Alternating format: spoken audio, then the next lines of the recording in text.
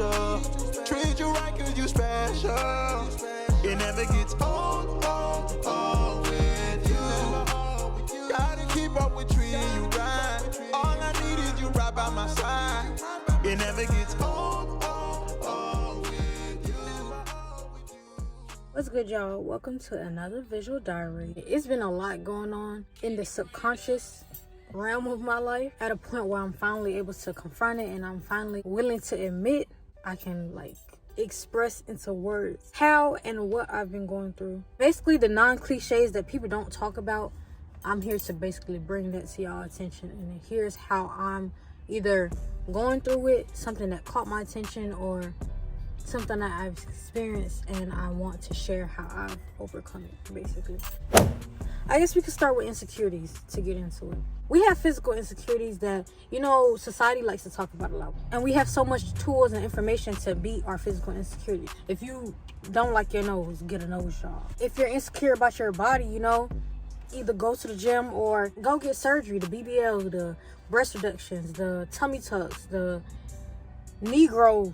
I guess that's new now because that's all I've been seeing these past couple of weeks. Also have the option of learning to love that quote-unquote imperfect version of yourself.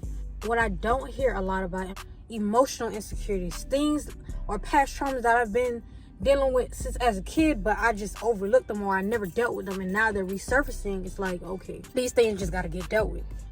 Like 4 days ago, not even 4 days ago, but I had the epiphany 4 days ago of me just being around this certain person. It wasn't just the physical that enticed me. It's more so of this person's mental, how this person carries himself, and you can just see the walking aura of confidence, right? And then immediately I feel myself being drawn toward this person. I just want to be around this person. I want to be around that aura. I want to take part in how did you get there? It's just very admirable to see. You could tell when someone has done the work within themselves, whether it was implemented from a small age or, they did it, as they were growing. Nonetheless, that person is very attractive because their mindset, I could speak to this person, it's not vain. I'm not just having conversations about just anything, So on that day, I'm around this person, and I would say that they weren't physically available to me at that moment. Me being me and struggling with the things that I struggle with that I didn't know at the time, I'm really dragging myself, or I'm forcing myself to be around this person. I'm going the extra mile to be around this person. I feel like a huge rush of shame just ran over me because I feel like that's not who I am. Why am I forcing myself on this person? The person didn't say nothing to me, but I just feel like I was just fiending for attention, and that's just not me. So once I had that moment, it's like, okay, what's wrong with me? I know something's wrong, but I can't identify what's wrong with me. So it just put me in this bad space and a bad bubble. I just threw myself into isolation because I couldn't figure out what was wrong with me. Then the next day, I had a moment where I wouldn't say chastised. I was basically criticized on something that I was doing. The reason why I was doing the thing that I got criticized for is because I was just doing a whole bunch of crash dummy stuff. I'll say it's crash dummy because in my normal state of mind, that's not something that I would do. But because I'm just so nonchalant and I'm just not caring about nothing, it's like, okay, we just doing anything at this point. I'm not thinking about the consequences to my actions. I'm just doing whatever I feel like in the moment. Okay, cool. A day after that, which was yesterday, I am in a space where, I'm like, okay, I'm beating myself up too much. Let me go and do something productive. And this one is a little out of my control, but the reaction to the work that I was putting it in wasn't positive at all. I already didn't like how I was executing the project. So when someone else told me, they really just threw another huge ball of shame on me, okay.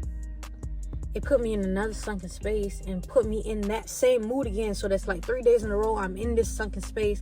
No matter how much I try to pick myself up, I'm in this sunken space again. I'm sitting here thinking, and I'm like, okay, what is this issue? I'm reminded of the times where I be praying to God. I'm asking God, help me. What is my next steps in life? I'm over here trying to do, but God is telling me all right, sit. and actually reflect on where you at. Sit down. I need you to work on you. I need you to serve you. I need you to help you in this moment. You know, you can only be so much of an asset to the next person if you're not, you know, sharpening the tool within yourself. Like, if you're not the sharpest tool. So I've been praying, and God has been showing me the past traumas that I've been going through, or the past things that I've been going through that I just swept under the rug and I never really paid attention to. I would just give you an example because I feel like I'm talking in circles. Unfortunately, it's like a big thing in school to be bullied. Well, when I was in, I would say 4th grade, 5th grade, I can't really remember. Ever since 4th grade, he's been like picking on me. And he basically planted a seed within me to make me feel like I'm not enough, I'm ugly. He made it a point every day to make me feel very unworthy, right? I had a crush on this one dude, like, very attractive young man. To paint a picture, he kind of looked like Diddy's son, the dark skin, the waves, know how to dress. He was a popular kid, masked it in a way, but me and old dude that I had a crush on were like real tight. We were close friends. This I heard about you and Woot Woot, like, you better not have no crush on him because you too ugly. He wouldn't look your way. Like, he literally said this to me, not verbatim, but he basically said to me, that crush you got, dead all that. Like, you don't stand a chance. I wasn't being affirmed, telling me they love me, telling me I'm beautiful, you know, things that you needed. And I'm not blaming that at all. When other people are lacking in their areas and other people are not doing their part, you do get affected by it. But nonetheless, I chose to believe it, you know. I chose to water that seed that he planted. That's one thing I realized that I never dealt with since I was younger. Even in some instances till today, I don't feel like I'm worthy for a lot of things. Like, the reason I don't push myself in certain areas because I feel like I'm not deserving of good things. So it's like a snowball effect. In hindsight, it's not really rejection, but I interpret it as rejection because of my experiences. I feel like I was just being overlooked. Other people, they had that vibrant personality, like you was just drawn to them. When it came to me, I was just that quiet kid. Like, I was just in the corner, you know what I mean? So I never really developed that identity with myself. So I was always within someone else's shadow, and the lies kept playing in my head, that I was just never worthy. So much so to the point where I was building friendships with people based on being an outcast. Like, from a childish standpoint, we didn't put those pieces together. Like, we were kids. Like, certain things are just out of our control. We wasn't having boys chasing after us. That didn't mean we weren't attractive, but that was that back in the day. Being called like masculine, or you a little boy, you know, it's certain things like that. The fact that I wasn't really tapped into my feminine energy, it made me like, okay, I want to go the extra mile to be what is perceived to be feminine. Now that I know that, it's like,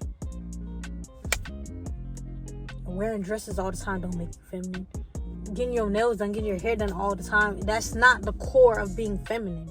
I went down this rabbit hole where I knew they was feeling me, but I wasn't feeling them. So, you know, just string them along, and it was very, very, very selfish of me. Years later, I'm watching a sermon, and God literally convicted me. I'm like, now I'm in a position where I gotta apologize to this person. Like, I gotta go to this person and literally air out all my dirty laundry. Like, I was never attracted to you.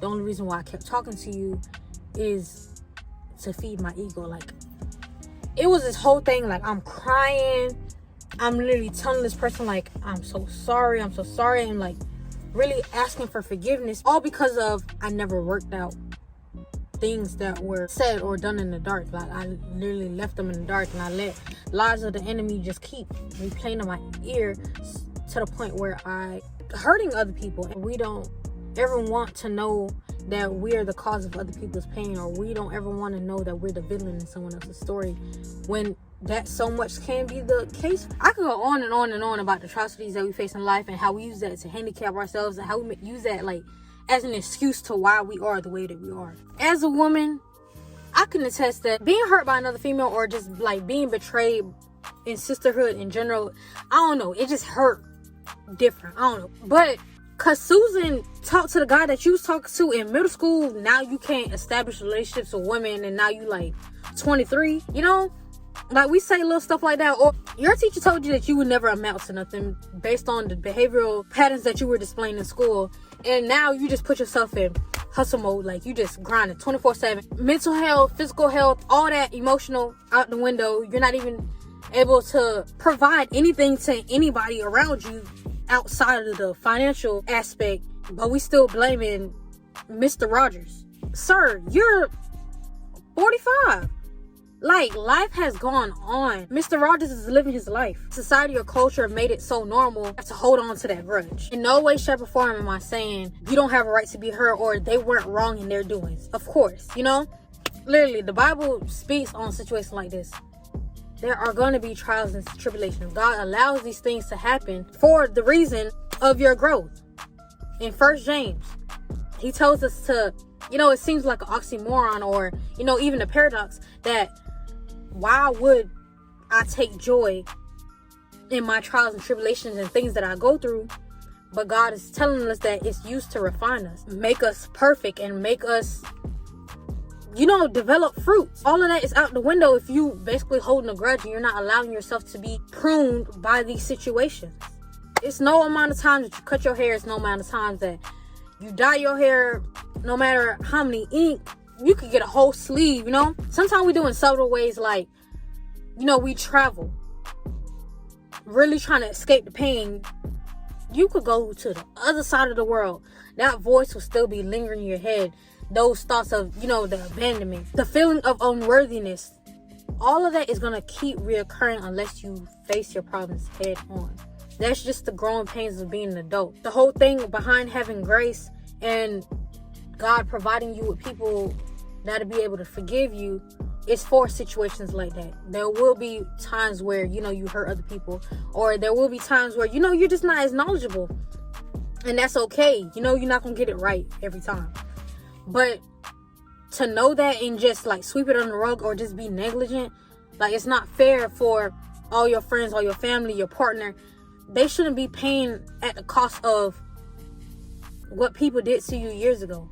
You're gonna have the scars, you're gonna have the bruises. That testament of where you came from is gonna be there, but that's for the glory of God, to show that how he took you out of that sunken place. All things work together for the good of those who, you know, love him. He'll take what the enemy used for evil and turn around for your good. I could spit out scriptures, you know. If you serve a God that lives in the sky and only listen to you when you closing your eyes on your knees and praying in the cathedral, I know not of that God.